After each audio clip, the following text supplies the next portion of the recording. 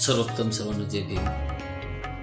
काव्यमय बुद्धकथा या यूट्यूब चॅनलवर आम्ही आपल्या सर्वांचे स्वागत करत आहे.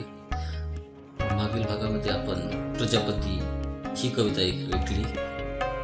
या भागामध्ये आज आपण पक्षार्पणा ही कविता ऐकणार आहोत. बाल सिद्धार्थ माता प्रजापतीच्या मायेच्या छायेखाली मोठे होऊ लागलेत. बाळाचे पाय पाणी दिसतात या उक्तीप्रमाणे बाल सिद्धार्थ लहानपणापासूनच सत्य, अहिंसा व ध्यान यात रुची दाखवू लागले. त्यांना पशुपक्षी प्राणी यांची हेच आवडत नसे. याच वयात एका पक्षाला जेव्हा पान धुतला होता त्यावेळेस सिद्धार्थ गौतमांनी त्या पक्षाला करुणेने जवळ घेतले होते आणि देवदत्ताने त्याच्यावर हक्क सांगितला होता. सिद्धार्थ गौतमांनी तो दावा खोडून काढला. हाच प्रसंग आपण पक्षार्पणा या कवितेद्वारे मांडण्याचा प्रयत्न केला आहे.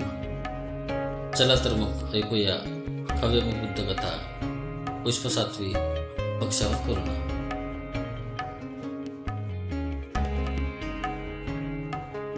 घायाळ त्या पक्षाचा ध्वनी आक्रांत तो जेव्हा वेदनेने तयाच्या सिद्धार्थ विव्हाळतो तेव्हा.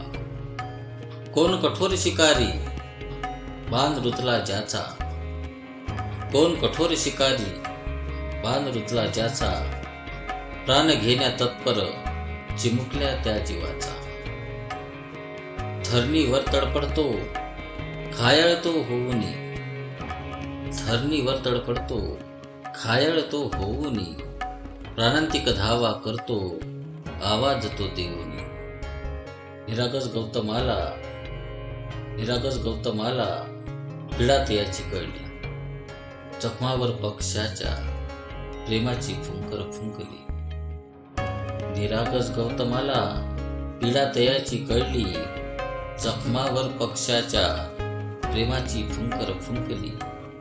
जीव वाचविण्या त्याचा घावांवर औषध भरले, जीव वाचविण्या त्याचा घावांवर औषध भरले. करुणामूर्ती भगवंताने जवळी अलगद धरले.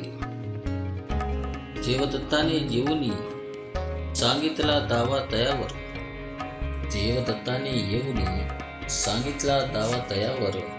शिकारी असतो धनी अधिकार त्याचा जीवावर.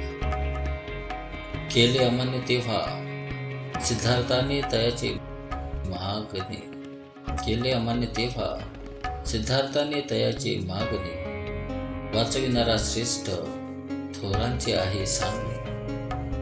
निरपराध प्राण्यांची आहे हत्या चुकीची, निरपराध प्राण्यांची आहे हत्या चुकीची. होतदया करावी शिकवण घ्या सृष्टीची.